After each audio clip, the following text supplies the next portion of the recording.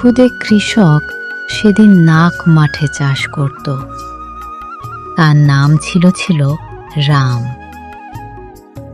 বয়সে ছোট হলেও কার্যের প্রতি খুব আগ্রহ ছিল। অনেক ভোর হলে সে তার ছোট কোদালটা কাঁধে নিয়ে নাক মাঠে চলে যেত। চারদিকে তখন কুয়াশা আর মাঠ ভরা নরম মাটি।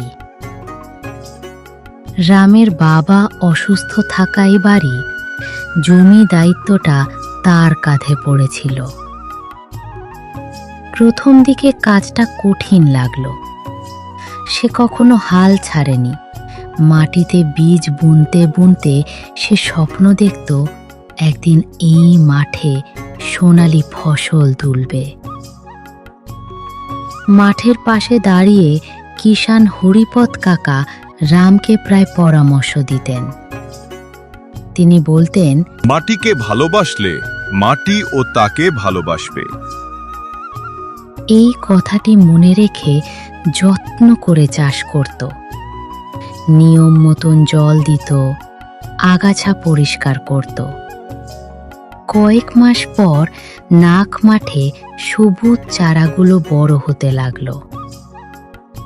গ্রামের লোকজন অবাক হয়ে তাকে দেখল। এক ক্ষুদে কৃষকের হাতে মাঠ যেন নতুন প্রাণ পেয়েছে। ফসল ওঠার দিন রামের চোখে জল এলো। সে বুঝল পরিশ্রম বৃথা যায় না।